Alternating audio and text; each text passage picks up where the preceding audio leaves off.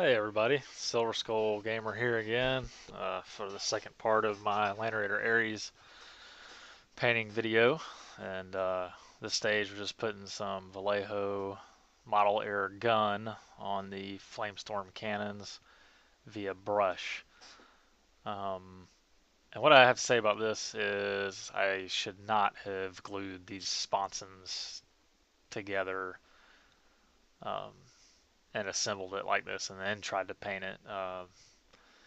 Should have waited and airbrushed these pieces separately because it would have saved a lot of time.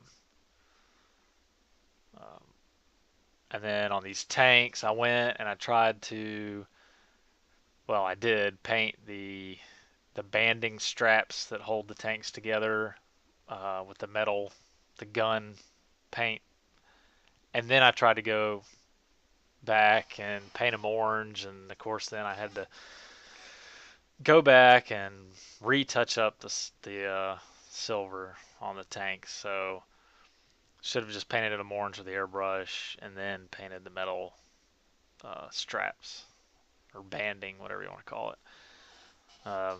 Here, just using the brassy brass and doing the heat shield, I guess you could say, at the end of the Flamestorm cannon. And of course, this will be played as a twin-linked heavy flamer from the data sheet that Games Workshop put out a couple years ago. And using the same color, which I love, this brass on the exhaust ports or exhaust heat shields. Then I think I may not show it, but then I go back and paint the tips of the exhaust with the Vallejo gun.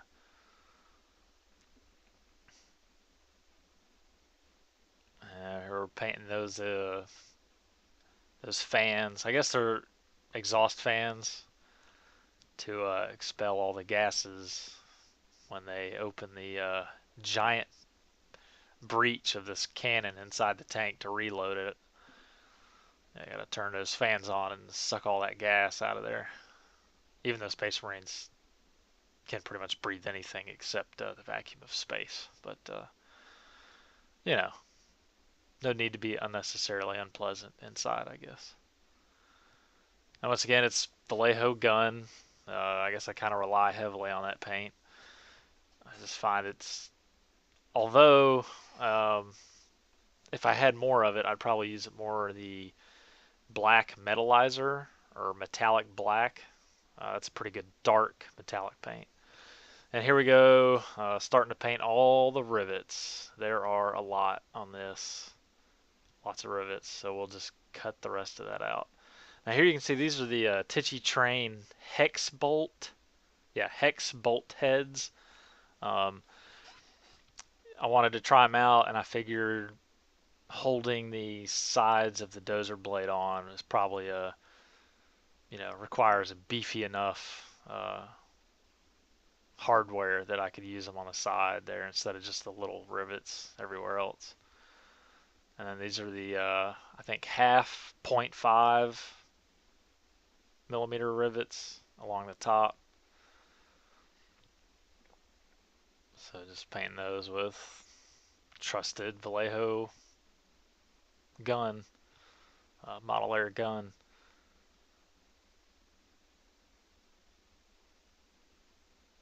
So at this point, I love the Dozer blade. It looks great. There was a little bleeding I talked about in the last video on one of the edges, but I think the weathering process and stuff is going to take care of that. All right, so this is what I mentioned before. Now I'm trying to go back and paint a lighter color paint back on the tanks to the flamethrowers and not get it on the metal straps. So that was just a bad idea. But I'm using, I don't know how to pronounce this, Enyaden or whatever it is, Dark Sun foundation paint from Games Workshop, which covers pretty nicely actually over the black. It does set a pretty good foundation for a yellow or an orange. But it was just a mistake to try to paint these weapons assembled on the sides of the tank. All right, so this is the new scheme for painting the yellow gray primer, and then the Vallejo Model Air US Interior Yellow. Um, it's almost like a foundation paint. It's not nearly as transparent as the actual game color yellows or, well, basically the game color yellows. It, it almost covers like it's a gray primer with yellow pigment. I mean, that's how well it covers. So, and it's a pretty neutral yellow, so I think you could use it really almost to paint anything. Um, Here I'm spraying the shoulder pads of the guy. Once again, I realized for this army that I'm doing in their color scheme, I'm gonna have to paint all the shoulder pads separate to get the good yellow because I'm gonna have to use the airbrush, and I'm just gonna have to paint all my shoulder pads separate. And then here we're using the Vallejo Game Color Moon Yellow, or is that right? Moon Yellow.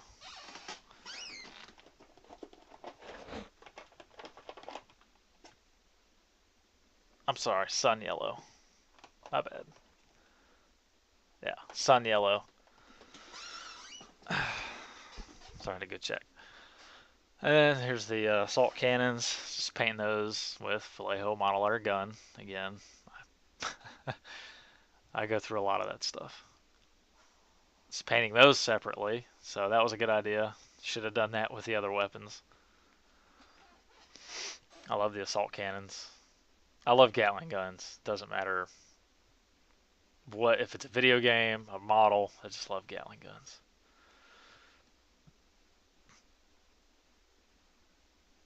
Alright, just showing you the pieces, gluing it together.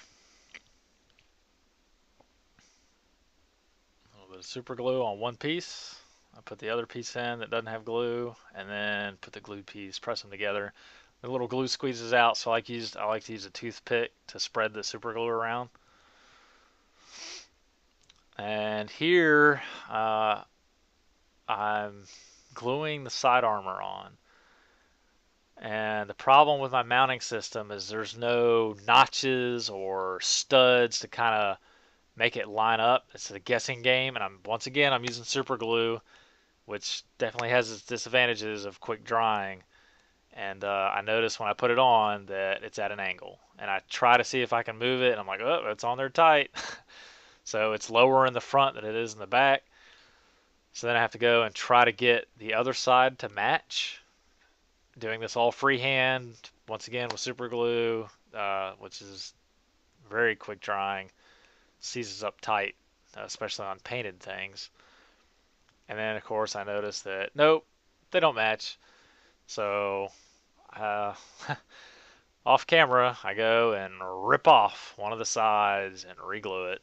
So now I'm showing you where I've fixed it. It's more even. Oh, and you see the tanks are orange. Totally apologize about that. I skipped showing that on camera. So I used Vallejo Hot Orange. Yes, Vallejo Hot Orange from Game Color to finish off those tanks on the Dark Sun base coat.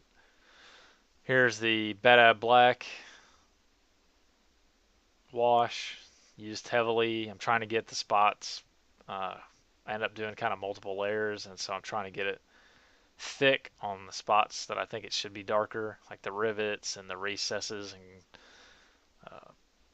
joints in the cannon. And then the giant gear sprocket that it uses to elevate. It's good when the camera's brightness changes, you can actually see the gray highlights on the tank. So as you can see, I think it really helped that I did not spray the Vallejo gun all the way to the end of the cannon. I faded it so that it was already kind of pre-shaded to look more carbon dusted on the end. So I think that turned out really well. I like that trick.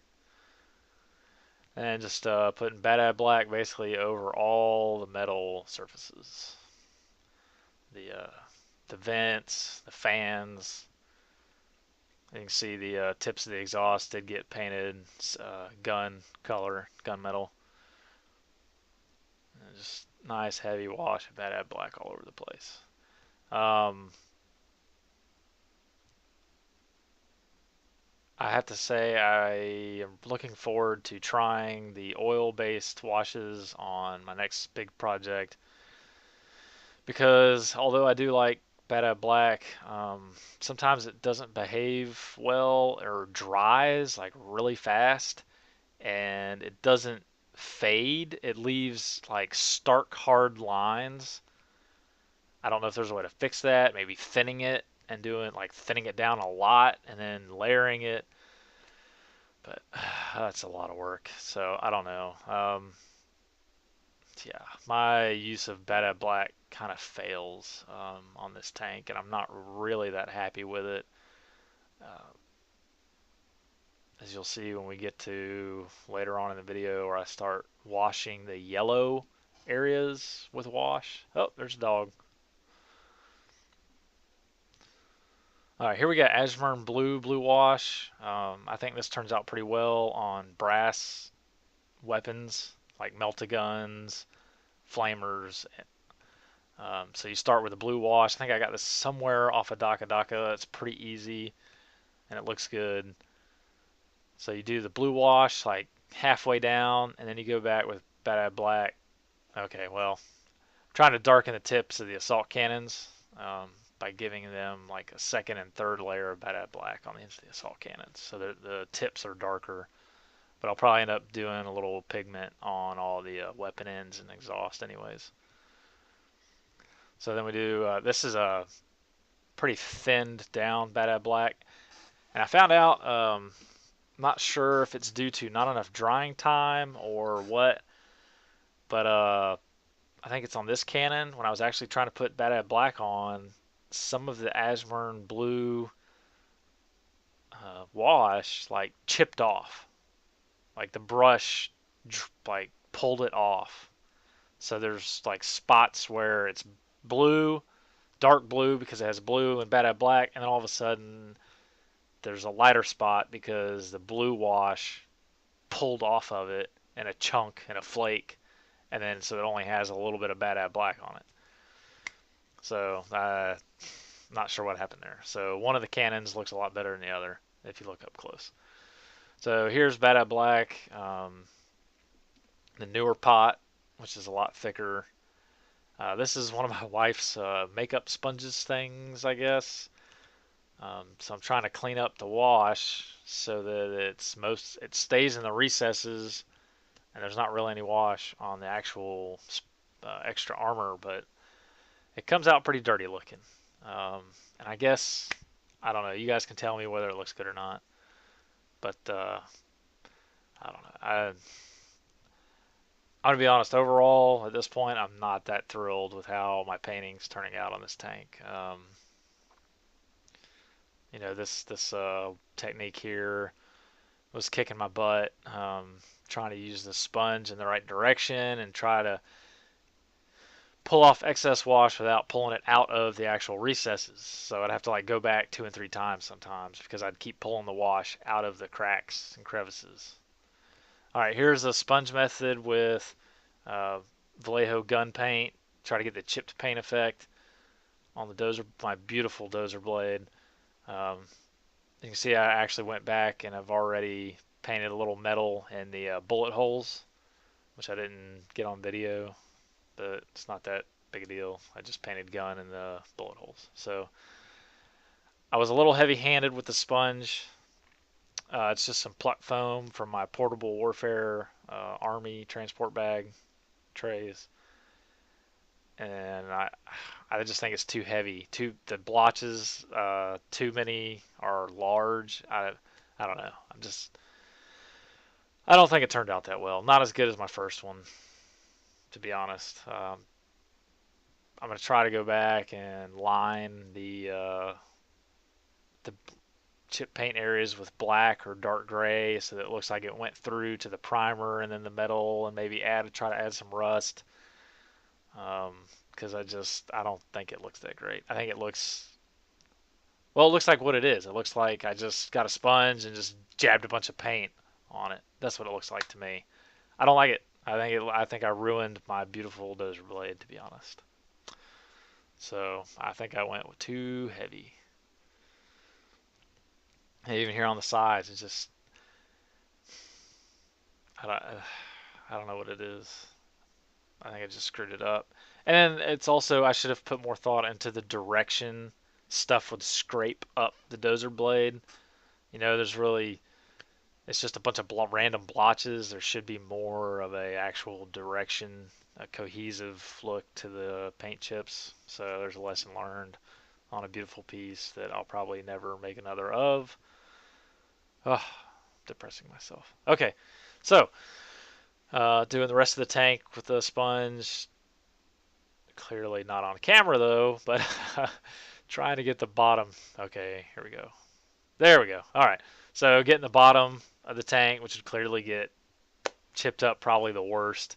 Um, the bottom of the spaced armor because it sticks out near the bottom of the tank, and go ahead and get the door because those doors drop down and on the ground. So you make sure you got to get those little lugs at the top of the door that would dig into the ground when the door comes open. Getting it on the yellow. And this is really excuse me, this is where I really messed up. I should have, as far as the yellow goes, I should have actually done the sponge method with black and then gone back with a fine detail brush or sponge and then put metallic over the black. Okay, here I'm using magic blue and trying to do some OSL. Let me get the paints here. So it's magic blue, yeah. And then I'll be doing electric blue here. This is Vallejo Game Color paints. So,